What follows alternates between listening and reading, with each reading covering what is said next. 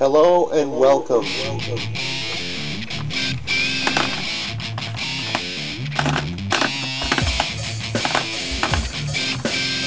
Today we've got something special for you.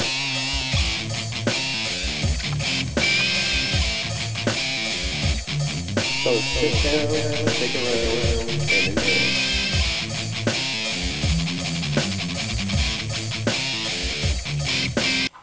Hello everybody, welcome. Lately I've been hearing a lot of talk and a lot of questions concerning Spider-Man and Venom, because we all know Venom's going to be one of the villains in the new Marvel movie, Spider-Man 3, which is set for release in May of 2007. And we're all hearing about Venom. Now, since Venom is my favorite character in Spider-Man stories, I decided to bring to you a little class, if you will, of Venom 101. That way you'll get to learn exactly what happened, the whole storyline of Venom, from issue to issue in Spider-Man titles.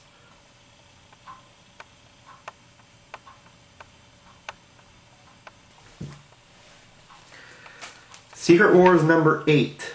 In this issue, Spider-Man, after going into a battle with a whole bunch of villains, because in Secret Wars what it was a 12-part miniseries that takes place on another planet, Spider-Man gets into a big fight and his costume gets ripped and he wants a new costume.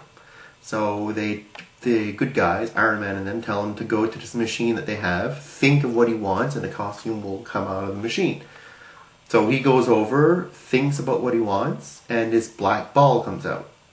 Now, the reason why it's a black ball is that subconsciously Spider-Man was thinking about the new Spider-Woman's costume. And the new Spider-Woman's costume was black and white, just like the one he wears here.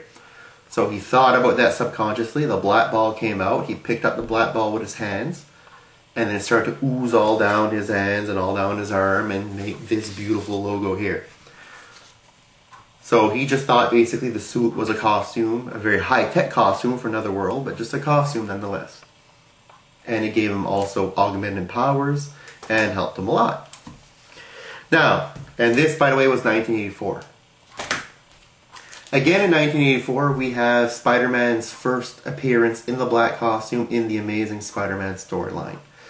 Here you see a lot more Spider-Man using the suit, and what it can do, the way it can mimic clothing, it can do all kinds of different things. Naturally, Spider-Man loves the fact he has a suit he doesn't really have to change out of, it mimics everything, it gives him augmented power. He's very happy with it, but still he has lingering doubts about exactly why can a suit do all this. And Reed Richards, I should say, the leader of Fantastic Four, has offered Spider-Man to test the suit to find out exactly what it is.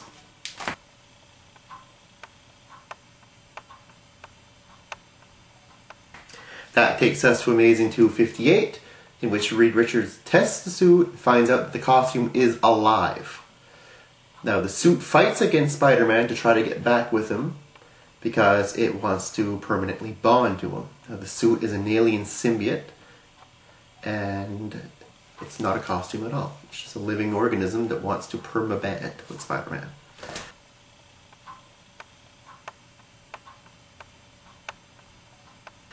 Spider-Man in an all-out battle in Web of Spider-Man number 1 finally relinquishes the suit. He goes up to a church steeple, and the suit basically is indestructible except for two things. It doesn't like fire and it doesn't like sound, certain kinds of sound. He goes up to the church bells, the bells ring, the suit rips off of him and basically oozes down into the cracks of the church. That's the last we see of it. For a while.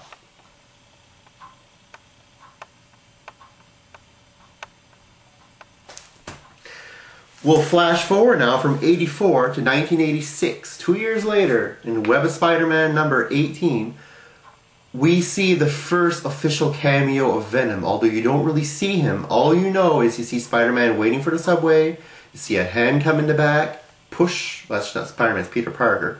You see the hand come out, push Peter Parker onto the subway rails where he jumps out of the way in time of the subway, and he's amazed that he was attacked from behind by somebody, and his spider sense did not go off.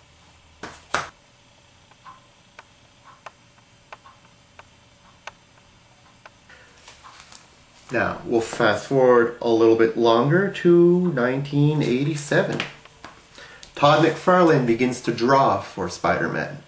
Now, this is Amazing Spider-Man number 298, which is Todd McFarlane's first Spider-Man he drew. Todd McFarlane, you may know him as the inventor of Spawn, the man who owns and created Todd McFarlane Productions, which basically is McFarlane Toys, which does it does sports pick figures. It did the Movie Maniacs figures, Dragons figures, the Hanna-Barbera series, a whole bunch of different series anyway, which McFarlane has dabbed into. He's also partial owner of the best hockey team in the world, the Edmonton Oilers. Now, when he drew this, here we get the first cameo appearance of Venom. All you see in this of Venom are his two fists hitting together and the suit oozing on his hands. You don't see his face, you don't see nothing else.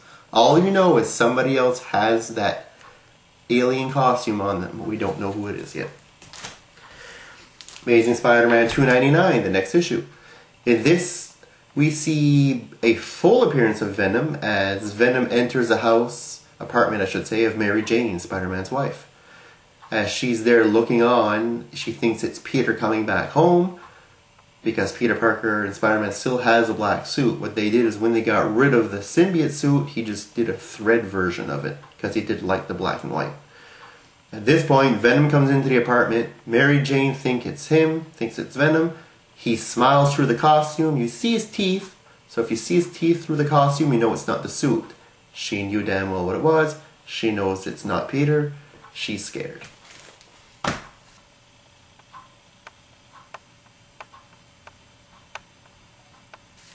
Amazing 300. This is by far considered the official first full appearance of Venom. This is also the most expensive comic in the whole Venom storylines.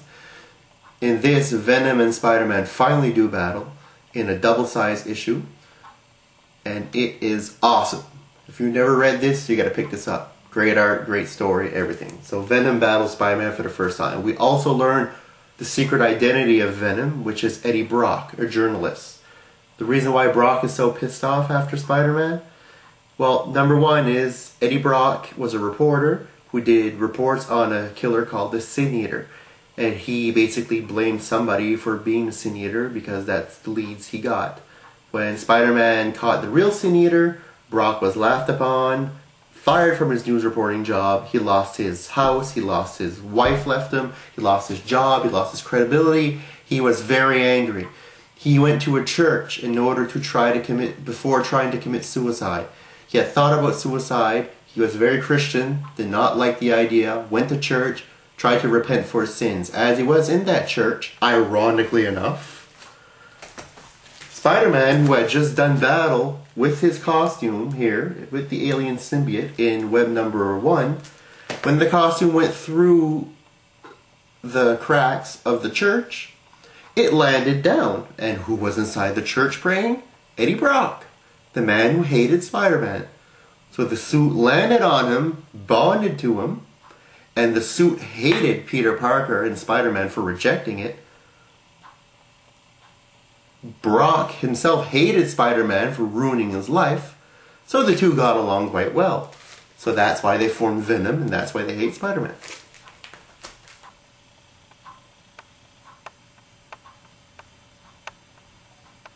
Just to recap, very quickly, Venom was created by an alien symbiote and Eddie Brock. The symbiote was brought to Earth by Spider-Man during the Secret Wars.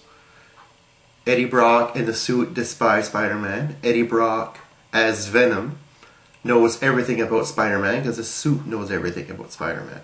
So he knows his secret identity, he knows about Mary Jane, he knows about Aunt May, he knows everything that Spider-Man knew up to that point. Venom knows it, which makes him one of the toughest and hardest villains to fight because he can come at you in any way. If you have any questions about Venom, please post them. Go right ahead, post them on this on the comment section, and I'll try to get back to you as quickly as I can. So that's it for me. Thank you for coming and attending Venom 101. And don't forget to subscribe to my videos. Later.